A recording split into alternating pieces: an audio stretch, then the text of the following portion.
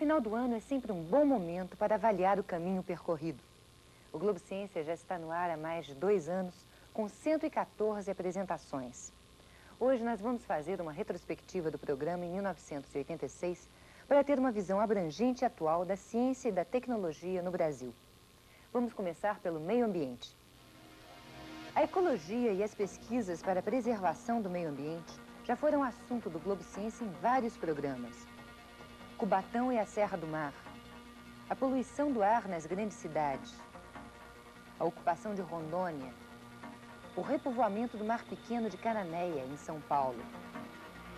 Nesse ano que passou, o Globo Ciência abordou um dos aspectos mais delicados da preservação ambiental: a água, os recursos hídricos. Estivemos num dos mais avançados centros de pesquisa da água, que fica em São Carlos, interior de São Paulo.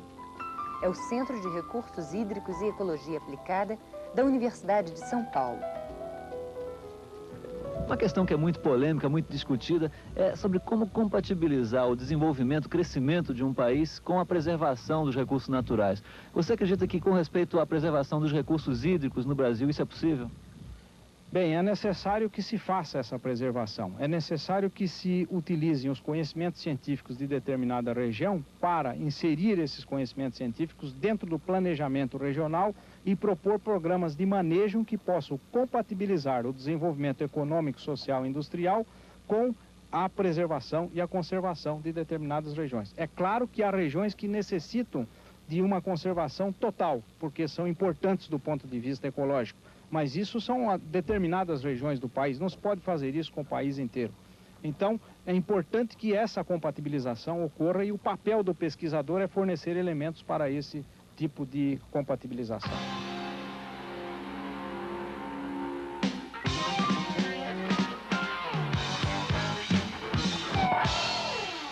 A pesquisa científica é sempre um desafio. A ciência avança instigada pela curiosidade humana. Quem poderia imaginar, por exemplo, que existem seres vivos que são influenciados pelo campo magnético da Terra? O Globo Ciência mostrou pesquisas com pombos-correio feitas pelo físico Ronald Ravoux no Instituto de Pesquisas Espaciais em São José dos Campos. Os pombos-correio se orientam pelo campo magnético da Terra. Nesse mesmo programa, o Globo Ciência esteve no Centro Brasileiro de Pesquisas Físicas, o CBPE, no Rio de Janeiro, e mostrou bactérias que também se orientam pelo magnetismo da Terra. Daci, o que você está observando agora?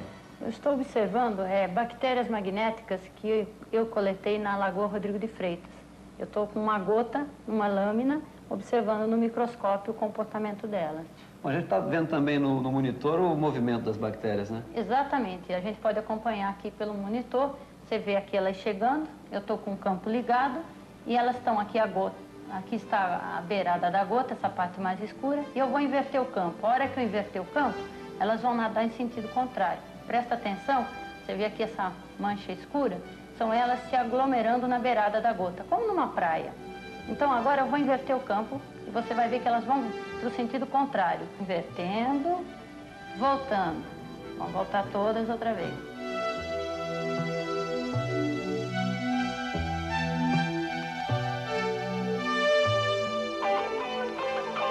Bactérias. Se antes eram associadas apenas a doenças, hoje elas estão sendo usadas como verdadeiras máquinas vivas a serviço do homem. É a biotecnologia, uma das áreas onde estão acontecendo as principais inovações científicas e tecnológicas da década de 80. Na área das vacinas veterinárias, o Globo Ciência mostrou as pesquisas do Centro de Biotecnologia da Universidade Federal do Rio Grande do Sul. Um dos objetivos é obter uma vacina contra a febre aftosa que não precise ser conservada em baixas temperaturas. Isso pode facilitar muito o combate a essa doença, que já atinge cerca de 220 milhões de cabeças de gado bovino na América Latina. Ainda na área de biotecnologia, o Globo Ciência mostrou a nacionalização da produção de antibióticos. Até mesmo uma pele artificial de celulose para tratamento de queimaduras já está sendo obtida por biotecnologia.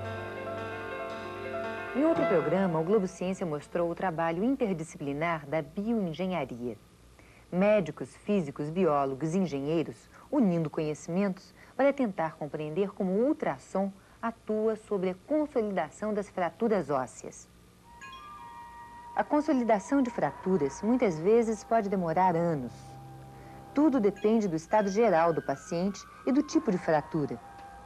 O grupo de bioengenharia da Universidade de São Paulo desenvolveu um método de estimular a consolidação óssea baseado no uso de ultrassom. Devido às propriedades piezoelétricas do tecido ósseo, as vibrações mecânicas do ultrassom provocam o aparecimento de um campo elétrico que vai estimular a consolidação do osso. Um processo semelhante ao método elétrico, com a vantagem de dispensar cirurgias.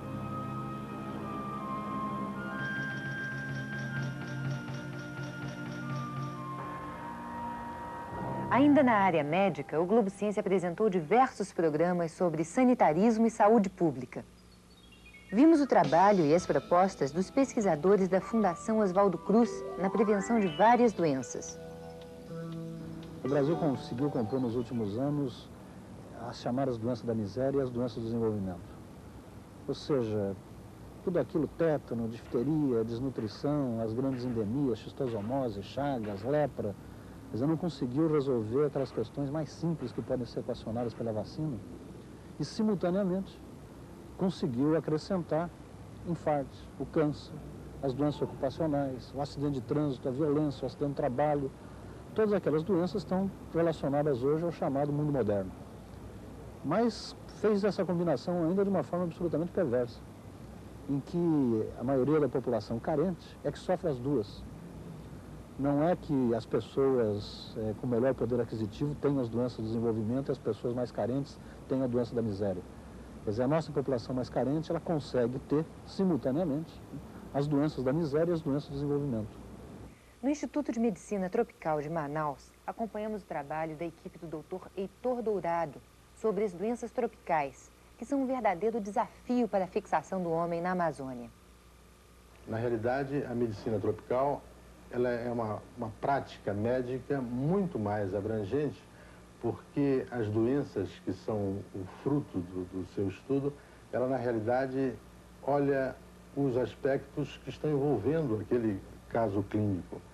E se interessa pelo local onde a doença acontece, ele se interessa por animais que funcionam como reservatório dessas doenças, ele se interessa por insetos que em geral transmitem essas doenças, ele se interessa pelos veículos, pelo modo de transmissão dessas doenças, e dá ao médico tropicalista essa visão de saúde pública, que é fundamental na prática dessa medicina. Além do estudo de animais peçonhentos da Amazônia, das pesquisas para o diagnóstico da leishmaniose, doença que atinge 10% da população local, o Instituto de Medicina Tropical de Manaus realiza expedições científicas nos rios da região. Depois de 10 horas de viagem, nós estamos chegando a Vila Soares, uma comunidade rural de umas 300 pessoas na margem sul do Rio Solimões. Aqui a chegada do barco é quase uma festa que reúne toda a população. E nós vamos acompanhar de perto como é o trabalho de campo dos pesquisadores do Instituto e como é feito o atendimento médico à população. Embora os médicos sejam sempre bem-vindos, nem sempre sua presença é necessária. No dia a dia de Vila Soares, quem cuida da saúde da população é o agente rural. O médico de pé descalço, como vem sendo chamado na região, geralmente uma pessoa leiga em medicina que recebeu um treinamento de 2 meses para resolver os problemas mais simples. Os casos mais graves são encaminhados para atendimento médico adequado. É uma forma de ampliar o serviço de saúde.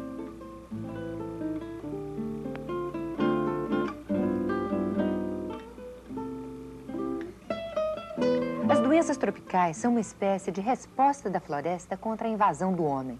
Na verdade, a ocupação da Amazônia sempre foi muito discutida no meio científico. O Globo Ciência mostrou algumas propostas para a exploração mais racional da Amazônia, formuladas por pesquisadores do INPA, o Instituto Nacional de Pesquisas da Amazônia. Eu acredito muito que nós chegaremos a preservar grandes áreas da Amazônia, estamos trabalhando muito para que isso aconteça e procurando também alternativas de utilização da Amazônia, porque eu creio que a única maneira de se proteger a floresta amazônica, encontrando o valor econômico dessa floresta. No momento em que a floresta for valorizada economicamente, então ela será protegida. No momento é muito mais econômico derrubar e queimar a floresta e fazer outras coisas do que proteger a floresta. Uma das grandes dificuldades para a exploração econômica da Amazônia está no seu clima e solo pouco adequados às técnicas tradicionais de agricultura. Com o desmatamento, a camada fértil de solo é facilmente levada pelas chuvas, quebrando o equilíbrio que mantém viva a floresta. Foi isso que motivou os agrônomos do INPA no projeto do consórcio de fruteiras. Arbustos e árvores frutíferas de várias espécies cultivados numa mesma área. Um tipo de agricultura que lembra muito a floresta e pode garantir bons resultados econômicos, ao mesmo tempo que preserva a floresta. Nós procuramos imitar a diversidade que existe na floresta, plantando várias espécies numa mesma área. E existem outras vantagens também. Porque se você planta diversas espécies, você poderia então ter, provavelmente, safras que não ocorressem durante o mesmo período. Isso daria, então, uma maior distribuição, utilização da mão de obra de quem utilizasse esse tipo de sistema de cultivo. A outra vantagem, sendo no caso específico de cultivos com espécies perenes de porte florestal, era fazer uma cobertura que fosse capaz de proteger o solo semelhante ao que ocorre na floresta.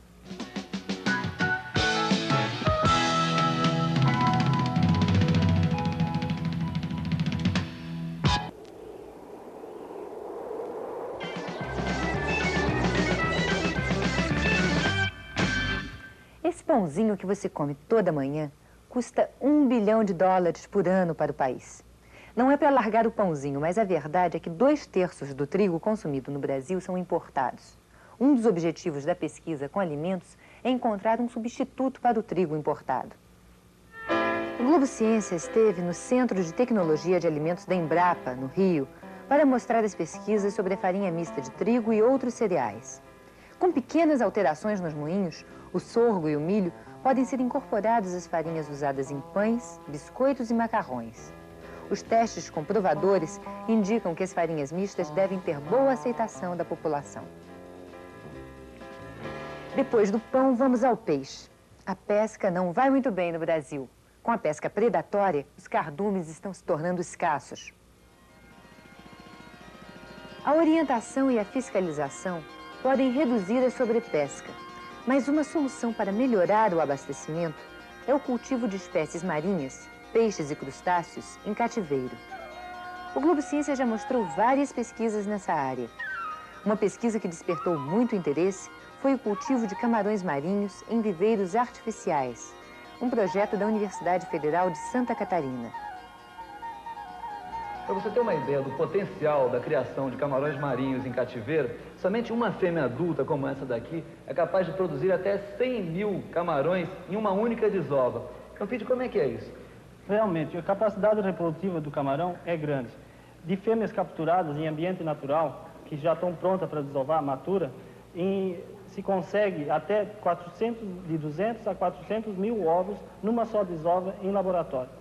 Desses 400 mil ovos, se consegue produzir em torno de 200 mil pós-larvas em condições de povoamento de viveiro natural. Isso aí, numa sobrevivência em torno de 50% até a fase de despesca, nos dá uma produção de aproximadamente 100 mil indivíduos adultos por fêmea de camarão. Você precisa sempre utilizar fêmeas colhidas no mar para serem matrizes? Não pode usar fêmeas crescidas aqui em cativeiro? Também podemos utilizar, desde que as fêmeas que a gente tiver em ambientes de cultivo de viveiro estejam com um tamanho e idade adequada para a fase reprodutiva.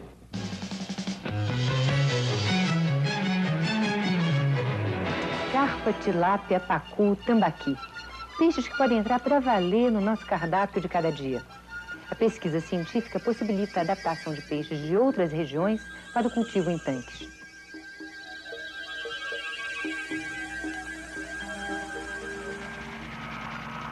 Estas imagens tomadas de helicóptero nos dão uma boa ideia das dimensões do Centro de Pesquisa e Treinamento em Aquicultura, o CEPTA, um órgão da SUDEP, Ministério da Agricultura, que fica na margem do rio Mogi Guaçu, em Pirassununga, interior de São Paulo.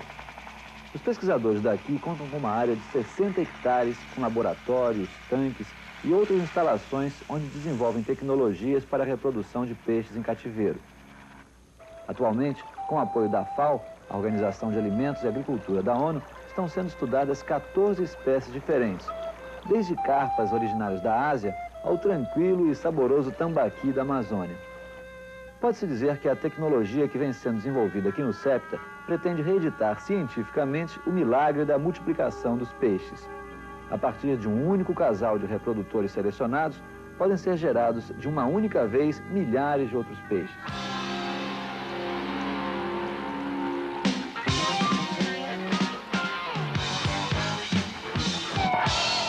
Tecnologia é saber fazer.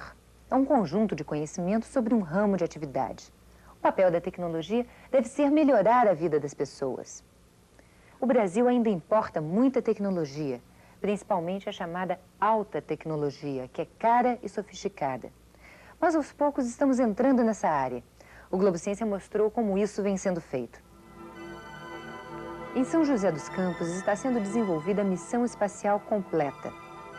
Enquanto o Instituto de Atividades Espaciais do CTA prepara os foguetes, o INPE, Instituto de Pesquisas Espaciais, está construindo o primeiro satélite brasileiro que deverá ser lançado antes do fim da década.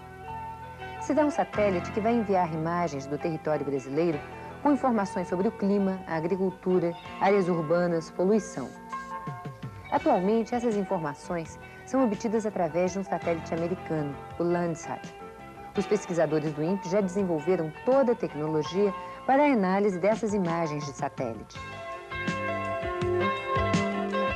O Brasil possui certas características, como a sua larga extensão territorial, a necessidade de levantamento de seus recursos naturais, a necessidade de um sistema barato e eficiente de coleta de dados, que fazem com que a utilização de satélites coadune perfeitamente com as nossas necessidades.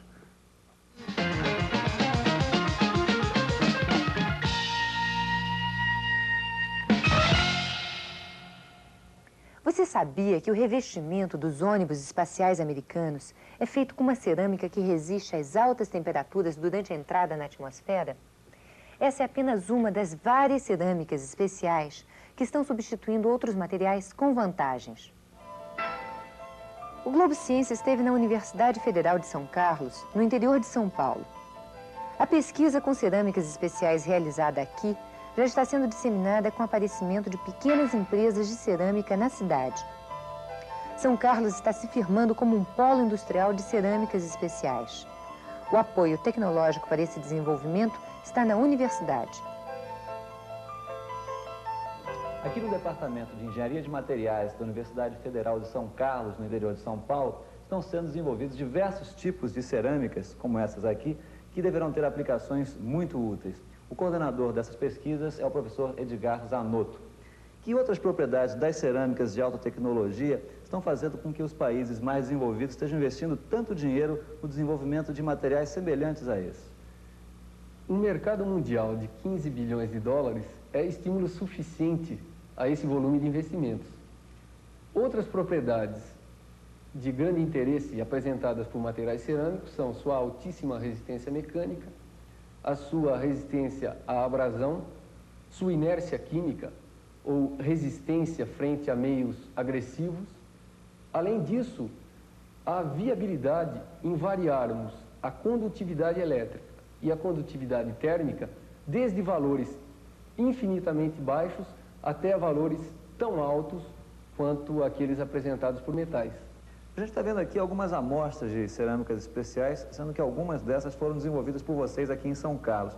Que cerâmicas são essas? Esta bolinha apresenta uma elevada resistência à abrasão e a impacto. Veja, por exemplo, este teste. Uma cerâmica tradicional provavelmente se romperia frente a esta solicitação. Esta pecinha verde é o chamado varistor cerâmico. Tem emprego intensivo, por exemplo, em para-raios, no controle de descargas elétricas. Este material cerâmico é o chamado substrato de circuito integrado. Tem aplicações inúmeras, por exemplo, em computadores, videocassetes, televisores e outros equipamentos eletrônicos. Também foi desenvolvido aqui? Está sendo desenvolvido no momento com o intuito de repassarmos a uma empresa nacional.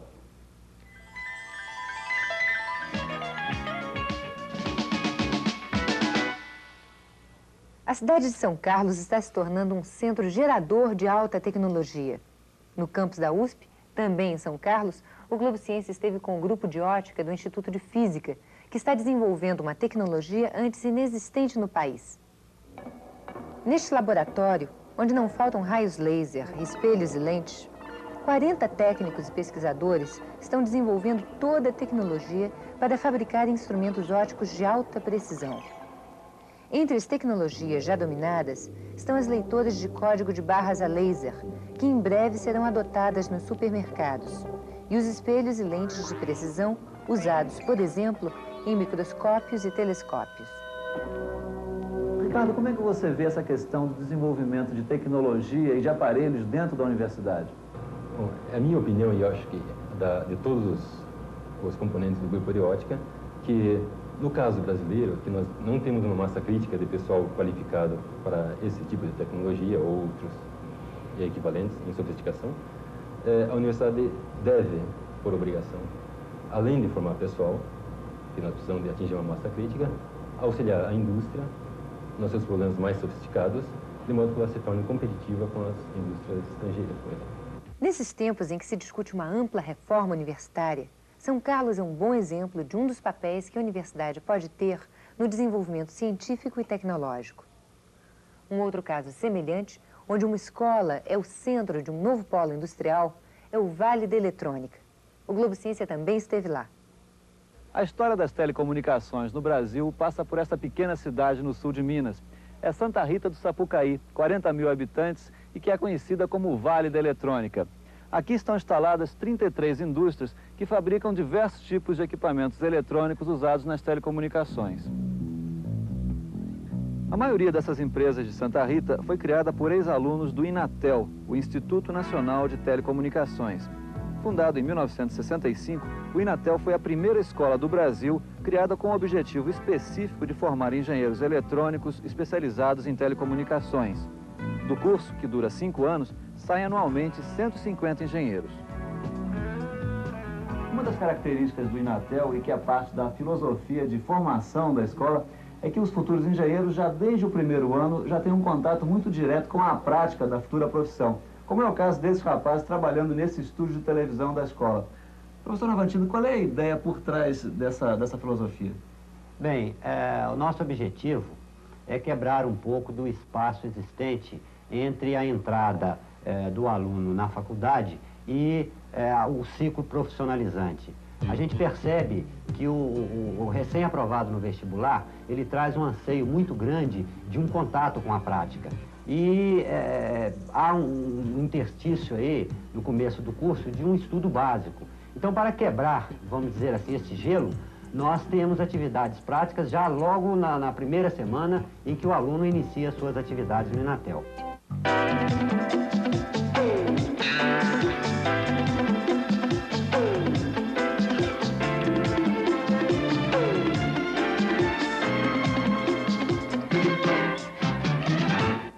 Em todos esses programas, o Globo Ciência falou, em última análise, da formação de pesquisadores.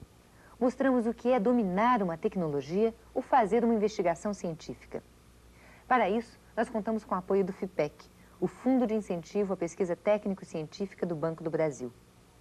Se você tiver interesse por alguma pesquisa apresentada, escreva para a gente. Programa Globo Ciência, Caixa Postal 13.111, CEP 20.260, Rio de Janeiro. Agora vamos ver o assunto do Globo Ciência do próximo sábado. No primeiro Globo Ciência de 87, vamos fazer um balanço das pesquisas brasileiras na área dos lasers. Vamos ver como se gera um raio laser, os materiais que servem para produzir feixes concentrados de luz, de potência, cor e intensidade as mais variadas. As aplicações dessa tecnologia na indústria, na medicina, nas telecomunicações por fibras óticas, no armazenamento cada vez maior de informações em computadores, no lazer e nas artes. Para você, um feliz ano novo. O Globo Ciência volta na semana que vem.